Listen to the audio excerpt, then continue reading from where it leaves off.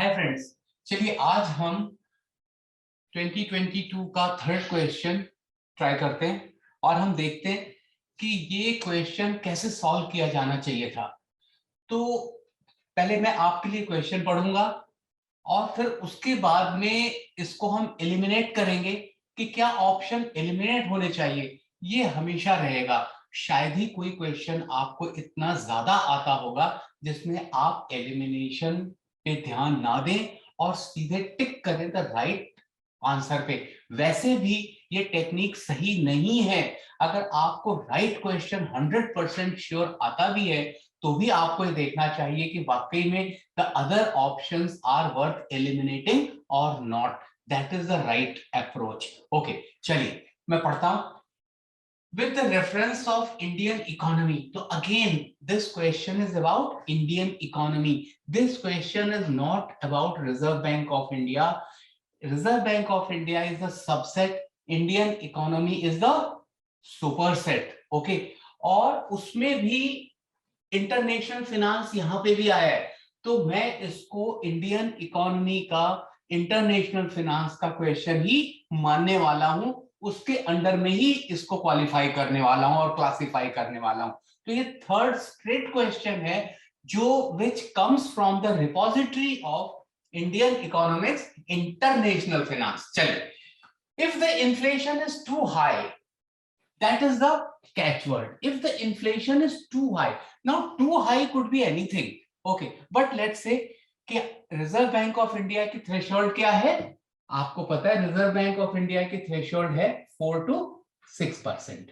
मतलब 4% से नीचे नहीं होना चाहिए, 6% से ऊपर नहीं होना चाहिए। अभी कितना है ये? 7.04%। तो हाई है। टू हाई है, नहीं है, ये तो एक जिसे कहते हैं जजमेंट करने वाली बात हो गई। तो what Reserve Bank of India is likely to buy government securities at that time?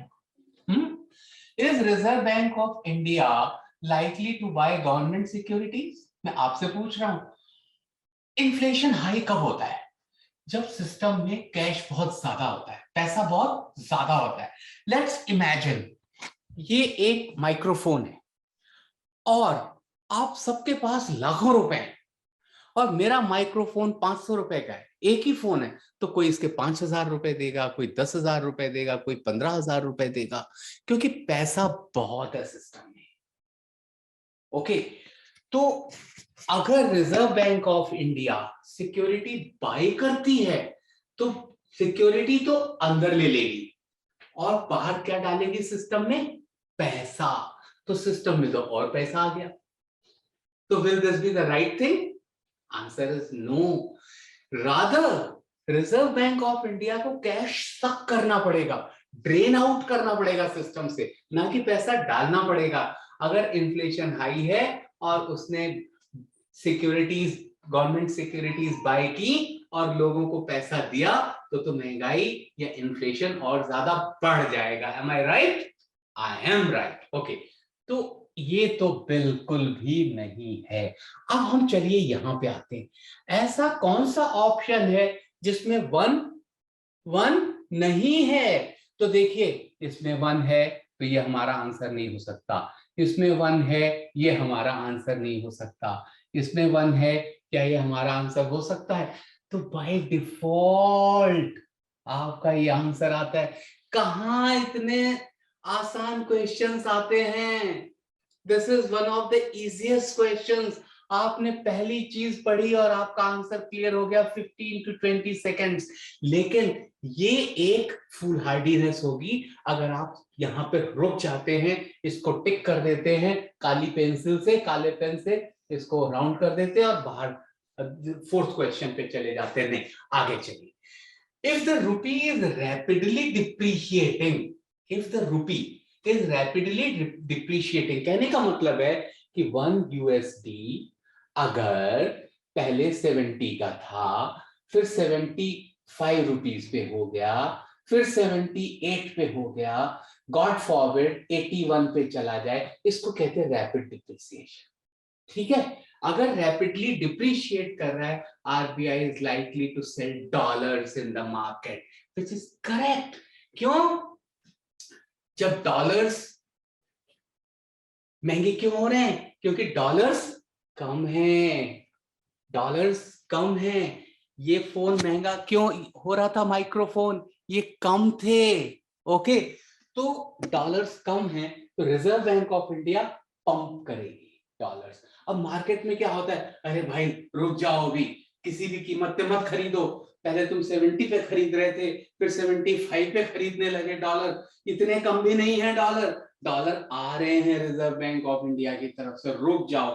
तो ये रिवर्स होने लगता है, 78 पे आ जाता है, 75 पे आ जाता है। अब इतने ज्यादा डॉलर तो इंडियन सिस्टम में नहीं है रिजर्व बैंक ऑफ इंडिया के पास कि मार्केट में एकदम झोंक दे उसको। ओके, जैसे स्टीम इंजन में कोयला झोंकते हैं, ऐसा तो नहीं होगा, लेकिन थोड़ी ठंडक जरूर पड़ जाएगी मार्केट में। तो ये एक सही आंसर है। तो आपका आंसर जिसमें 2 है वही सही हो सकता है। तो 2 तो देखिए यहां भी था, और 2 यहां पे भी था, और 2 यहां पे भी था। तो ये वाला तो वैसे ही रूल्ड आउट है क्योंकि एक के लिए है, ये भी रूल्ड आउट। तो आपका आंसर आता है यहाँ पे फिलहाल ये वाला आ जाता है। अब हम थर्ड भी देख लेते हैं, चलिए।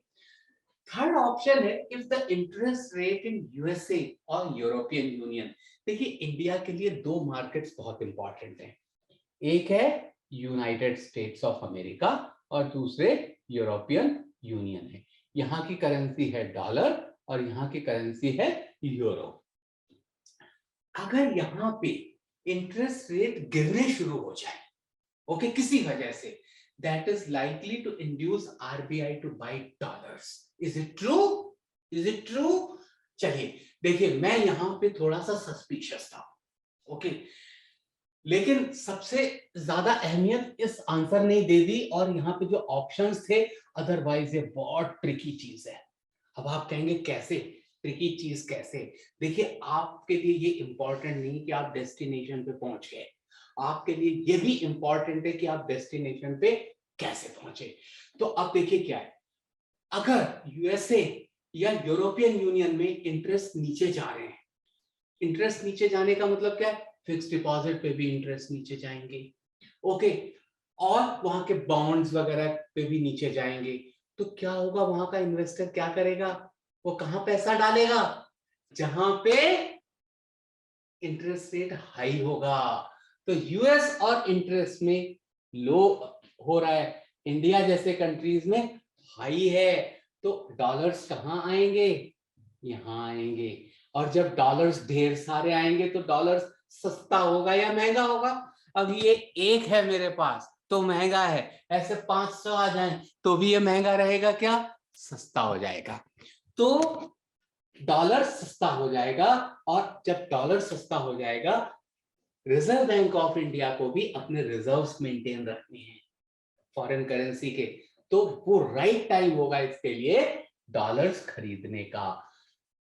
This is likely to induce Reserve Bank of India to buy dollars.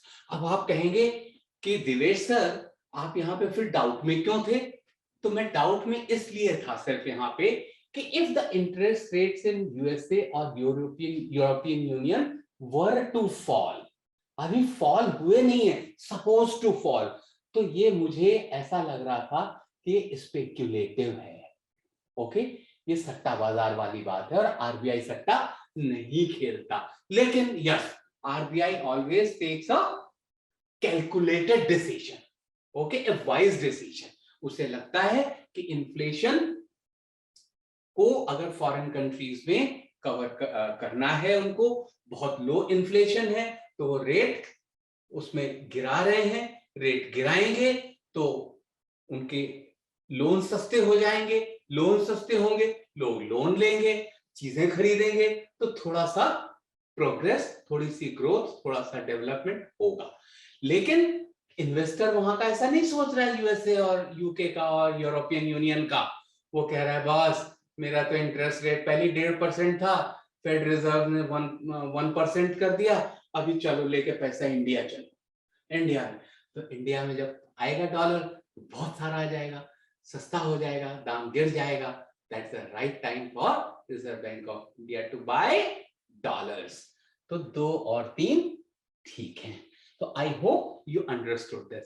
अब मैं थोड़ा सा आपको यहाँ पे बॉन्ड्स के बारे में भी, गवर्नमेंट सिक्योरिटीज के बारे में भी बताना चाहूंगा।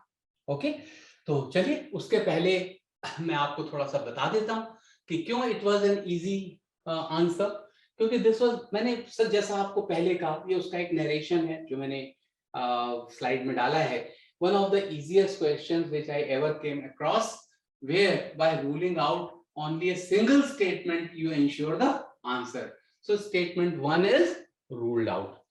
पहले चले वापस हम लोग, ये तो ruled out हो गया ना, ruled out, तो बस उसके बेसिस पे आंसर आ गया आपका। आप लोग लकी हैं, इसमें आपको पूरे 2 मार्क्स मिलते हैं। Okay, you ensure the answer that statement 1 is ruled out. Now there is only one option where 1 is not there. तो आपको पता है कि एक ही आंसर है ऐसा जहां पे 1 नहीं है। तो देखिए यहाँ पे भी है, यहाँ पे भी है, यहाँ पे भी है, तो ये तीनों को तो आप काटा मारो जी। ओके, और आगे चलो। अब क्या है एक्सप्लेनेशन, मैंने आपको बता दिया, इसका एक्सपेंशन मैं आपको बताने जा रहा हूं। देखिए एक्सपेंशन क्या है इसका, हमने बात की सिक्योरिटीज की, तो सिक्योरिटीज में रिजर्व बैंक ऑफ इंडिया किन सिक्योरिटीज में पैसा डालती है? क्या रिजर्व बैंक ऑफ इंडिया उन सिक्योरिटीज को खरीद सकती है जो सिक्योरिटीज रिस्की हो? Answer is no. तो रिजर्व बैंक ऑफ इंडिया हमेशा खरीदती है गवर्नमेंट सिक्योरिटीज। इन गवर्नमेंट सिक्योरिटीज को हम शॉर्ट में जीसेक कहते हैं। ओके, तो कहीं पे अगर ऐसा आए कि जीसेक, तो आप समझ जाए जीसेक मींस गवर्नमेंट सिक्योरिटीज। ये गवर्नमेंट सिक्योरिटीज 2 तरह की होती है मेनली। एक होते हैं बॉन्ड्स। ओके, जेम्स बॉन्ड नहीं, bond, only bond, my name is James bond, James bond. Okay, तो वो बॉन्ड। ओके, तो सॉरी, ये जो बॉन्ड्स हैं, ये बॉन्ड्स कौन इश्यू करता है? ये 3 तरह के लोग कर सकते हैं। एक तो कॉर्पोरेट, अब जैसे टाटा मोटर्स है, उसको अपना एक बहुत बड़ा प्लांट लगाना है। अभी आपने अगर इन दिनों अखबार रेगुलरली पढ़ा होगा तो आपने देखा होगा कि सानंद में फोर्ड मोटर्स का प्लांट टाटा मोटर्स खरीदने के इच्छुक है। Okay, something like 800 million US dollars के बराबर, 5-5.5 करोड़ रुपए के आसपास का उसको बाय करने के लिए वो तैयार बैठे हुए हैं, एक्सपेंड कर रहे हैं। तो उनके पास 2 तरीके हैं, बैंक्स के पास जाएं एक, या अपने खुद के पैसे लगाएं। बैंक के पास जाने के बाद भी 2 तरीके हैं, या तो वो लोन लें, कैश क्रेडिट, टर्म लोन, या फिर वो बॉन्ड फ्लोट करें। तो बॉन्ड्स कॉर्पोरेट भी फ्लोट करते हैं। और कौन बॉन्ड्स फ्लोट कर देते हैं? State government. ओके, और कौन फ्लोट कर देते हैं? Central government, central government. और कौन फ्लोट कर सकते हैं? Autonomous agencies like municipalities. Okay, municipal authorities वगैरह वगैरह। तो हमें इस पे तो जाना नहीं है, हमें इस पे जाना है reserve Bank of India state government और सेंट्रल गवर्नमेंट के बॉन्ड्स को खरीदती है। ये बॉन्ड ट्रेडेबल होते हैं, और जिस तरह से हमारा शेयर मार्केट होता है जहां पे इक्विटी शेयर्स होते हैं, उसी तरह से एक बॉन्ड मार्केट भी होता है। ओके, उसी तरह से एक बॉन्ड मार्केट भी होता है, वहां पे ट्रेडिंग होती है बॉन्ड्स की। तो ये तो हो गई साहब बॉन्ड्स की बात। बॉन्ड इश्यू करे जाते हैं फिर 2 तरह से हो जाते हैं। जनरली ये लॉन्ग टर्म के होते हैं। इसमें अब मैं एक्सपेंड कर रहा हूं, ये चीजें हो सकता है अगली बार पूछ ली जाए, कभी भी पूछ ली जाए, आपको आनी चाहिए। एक होता है कॉल ऑप्शन। कॉल ऑप्शन किसे कहते हैं?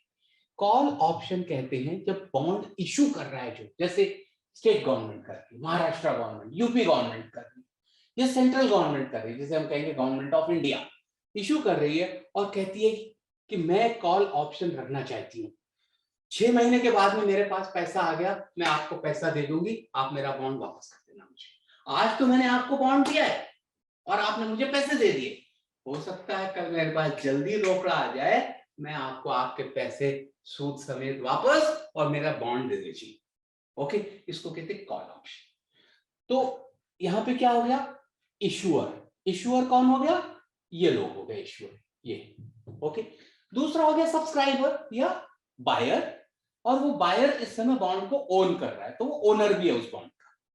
अभी ये कहता है बॉस मुझे भी ये राइट होना चाहिए, ओके, कि मैंने बॉन्ड तो लिया है आपसे 3 साल के लिए, 5 साल के लिए, 10 साल के लिए, 40 साल के लिए, लेकिन एक पर्टिकुलर टाइम के बाद में मैं ये अगर बेचना चाहूं तो मैं बेच सकता हूं, हाँ, मैं हमेशा हमेशा के लिए नहीं रखा है, ओके। तो कहता है ठीक है, इसको क्या कहते हैं, पुट ऑप्शन। ये पुट एंड कॉल ऑप्शंस आपको पता होने चाहिए। मेरा जो एक्सपेंशन का मतलब है वो ये है, कॉल ऑप्शन, आई रिपीट। मैं क्यों रिपीट करने जा रहा हूं, क्योंकि जब तक रिवाइज नहीं करेंगे, रिपीटिंग का मतलब है रिवीजन, जब तक आप रिवाइज नहीं करेंगे आपके दिमाग में बैठेगी नहीं चीज। रिजर्व बैंक ऑफ इंडिया, क्या ऑप्शन था, is likely to buy government securities. हम यहाँ पे गवर्नमेंट सिक्योरिटीज के बारे में ही तो बात कर रहे हैं। तो गवर्नमेंट सिक्योरिटीज एक बॉन्ड्स भी होती हैं, सिर्फ फर्क ये है कि बॉन्ड्स जो एक ऐसी सिक्योरिटी है जिसको प्राइवेट कॉर्पोरेट भी इशू कर सकता है, ओके। तो बॉन्ड्स इशू किए, लॉन्ग टर्म के इंस्ट्रूमेंट्स होते हैं, ट्रेडेबल सिक्योरिटीज हैं, ट्रेडिंग होती है इनकी, और ये बॉन्ड्स पे एक कूपन रेट होता है। वो रेट होता है कि भाई ठीक है 1.5%, 2%, 3%, 7% रेट ऑफ इंटरेस्ट है इन पे, ओके। तो बॉन्ड्स होते हैं इस तरह से। और दूसरा ये होता है कि अगर कॉल ऑप्शन दिया है तो इशुअर जो है वो कॉल बैक कर सकता है, टेक योर मनी, जितना मैंने आपसे लिया था, give me my bond back.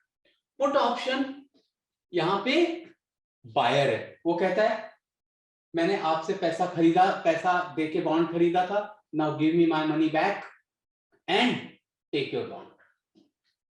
So I hope आपको कॉल ऑप्शन और पुट ऑप्शन भी समझ में आ गया। Is that clear? This is known as expansion. हमारी ये स्कीम जो है आपको सिखाने की, ये सिर्फ क्वेश्चन का आंसर देने की स्कीम नहीं है, ये अम्ब्रेला के बहुत सारे स्पोक्स को खोल के पूरा अम्ब्रेला आपके ऊपर रखने की है, जिसमें आप भीगे नहीं, आप बिल्कुल ड्राई रहें, ओके, और आप अच्छे से करके आ जाए। तो अभी ये चैप्टर क्लोज नहीं हुआ, अभी आइए थोड़ा सा और आगे बढ़ते हैं। मुझे इजाजत दीजिए 5 सेकंड की कि मैं इसको इरेज कर सकूं, आपके लिए जगह खाली कर सकूं, जिसमें कि आप आगे सीख सकें। दूसरी तरह की सिक्योरिटीज क्या होती हैं, गवर्नमेंट सिक्योरिटीज, उनको कहते हैं हम ट्रेजरी बिल्स। क्या कहते हैं जी, ट्रेजरी बिल्स, और शॉर्ट में इन्हें क्या कहते हैं, टी। कभी टी बिल्स आए तो समझ लीजिए चाय का बिल नहीं है वो, कि हाँ सबने दफ्तर में बैठ के रेड टेपिज्म करके सारे दिन चाय पी, मीटिंग की और उसका बिल दे दिया और टी बिल हो गया। This is treasury bill. Treasury bill 3 tenor के होते हैं, ठीक है। ये 3 टेनर के कौन कौन से होते हैं, आइए, 91 डे, दूसरा टेनर इसका डबल 182 डे, तीसरा टेनर 364 डे। कभी ये क्वेश्चन आ सकता है 3 month treasury bill, which one is correct, 3 month treasury bill, 31 day treasury bill. अरे भाई ट्रेजरी बिल डेज में होता है, मंथ्स में नहीं, सिर्फ fix 91 day, 182 day and 364 day. और ट्रेजरी बिल का कोई कूपन रेट नहीं होता, got the point. Treasury bill का कोई कूपन रेट नहीं होता है, डिस्काउंट पे दिए जाते हैं। अब आपको एक और टर्म याद आ गई, डिस्काउंट, ओके। डिस्काउंट कैसा जी, डिस्काउंट, डिस्काउंट का मतलब ये होता है कि अगर ये 100 रुपए का बिल है, इसकी फेस वैल्यू FV 100 रुपए की है, तो हम आपको 98 रुपी 10 पैसे में दे रहे हैं आज। लेकिन जब ये मैच्योर होगा इस दिन या इस दिन, तो आपको पूरे 100 रुपए मिलेंगे। इसको कहते हैं डिस्काउंट। 1 रुपी 90 पैसे डिस्काउंट पे मिला। Is that clear? आज आपने डिस्काउंट भी सीख लिया, ये भूलिएगा नहीं। ये चीजें तो अगली बार में क्वेश्चन का रूप करके आपके सामने आ जाती हैं। ओके, तो डिस्काउंट भी आप समझ गए, कॉल ऑप्शन समझ गए, पुट ऑप्शन समझ गए, टी बिल समझ गए, ट्रेजरी बिल समझ गए। ओके, आप इसके 3 टेनर समझ गए, 91 डे, 122 डे एंड 364 डे। क्या होगा अगर गवर्नमेंट ऑफ इंडिया को 30 डेज के लिए पैसे की जरूरत है? तो ये तो काम नहीं आएगा, बॉन्ड्स भी काम नहीं आएगा, वो तो और ज्यादा बड़े ड्यूरेशन के लिए। यहां पे होते हैं कैश मैनेजमेंट बिल्स, ये बहुत शॉर्ट टर्म के लिए होते हैं, गवर्नमेंट को सैलरी देनी है। ओके, अचानक से कोई पेमेंट करना है किसी वेंडर का, नहीं तो काम रुक जाएगा, डैम नहीं बनेगा, सड़क ऐसी पड़ी रहेगी, कॉस्ट ओवररन बहुत ज्यादा हो जाएगा। ओके, अचानक से कोई चीज खरीदनी पड़ गई, कोरोना कुछ है, तो cash management bills, but these are less than 91 days. 91 days के बिलो टेनर के जो हैं पीरियड के, वो एक ही इंस्ट्रूमेंट आ जाता है। इतने इंस्ट्रूमेंट आप समझ लेंगे गवर्नमेंट सिक्योरिटीज के, सफिशिएंट है। किसी और क्वेश्चन से रिलेटेड अगर कोई डेप्थ आती है इससे ज्यादा पढ़ाने की, तो मैं वो भी पढ़ाऊंगा आपको।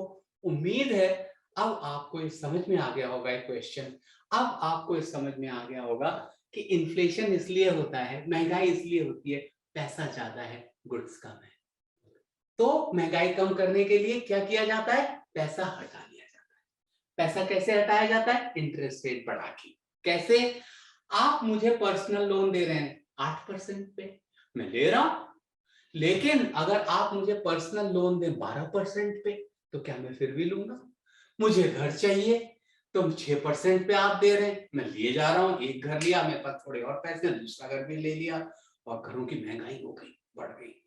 अभी गवर्नमेंट को इन्फ्लेशन कम करना है, कूल डाउन करना है, वो कहता है, गवर्नमेंट कहती है इंटरेस्ट रेट 9% है होम लोन्स पे। अभी मैंने अपने जेब में हाथ डाल लिए, बीगी बिल्ली बना खड़ा हुआ, 9% पे लेने की मेरी हैसियत नहीं है, अभी घरों के दाम नीचे आने शुरू हो जाएंगे। तो इंटरेस्ट रेट बढ़ा देते हैं जब इन्फ्लेशन बढ़ता है, लिक्विडिटी को सक कर लेते हैं। आपने देखा होगा रेपो रेट बढ़ाया 50 बेसिस पॉइंट। ओके, तो क्यों बढ़ाया? अब इंटरेस्ट रेट महंगे हो गए, अब लोग कम पैसा उठाएंगे, कम पैसा उठाएंगे, चीजें कूल डाउन हो जाएंगी। ओके, उसी तरह से उल्टा होता है इसका, साथ तरक्की हो ही नहीं रही है, लोग कुछ खरीद ही नहीं रहे हैं। भाई इंटरेस्ट रेट नीचे करो, क्या है होम लोन का इंटरेस्ट रेट 8%, अरे 5% करो। अभी 5% अखबार में आ गया सब, अभी दिवेश मिश्रा जी भी दौड़े, घर खरीदना है, घर खरीदना है। ओके, तो सस्ते पे मिल रहा है, घर खरीद लिया। तो चीजों की इन्फ्लेशन एक ऐसी चीज है जिसकी महंगाई की दर बढ़नी भी जरूरी है ग्रोथ के लिए। ओके, तो ये चीज आप समझ गए। फॉरेन करेंसी में क्या होता है? जब फॉरेन करेंसी कम होगी, वही फंडा, तो डॉलर्स कम है कंट्री में, महंगे हो गए, है ही नहीं डॉलर्स, तो Reserve Bank of India pump करती है मार्केट में, डॉलर छोड़ देती है, खरीदो। अभी सब लोग कहते हैं यार बहुत हो गया, क्या खरीदना है, जब कोई खरीद ही नहीं रहा, दाम बढ़ेगा ही नहीं उसका। दाम तो चीजों का तब बढ़ता है जब चीज खरीदी जाती है, अदरवाइज दाम नहीं बढ़ता। तो ये इकोनॉमिक्स के बेसिक प्रिंसिपल्स हैं, आपको बेसिक प्रिंसिपल समझने हैं, ये सारे स्टेटमेंट समझ में आ जाएंगे। उम्मीद है आपको आज का 3rd क्वेश्चन वाला सेशन अच्छा लगा होगा। अगर यस, तो प्लीज मुझे बताइएगा कैसा है, तो मेरा मनोबल बढ़ा रहेगा आपको आगे समझाने में। Thank you so much.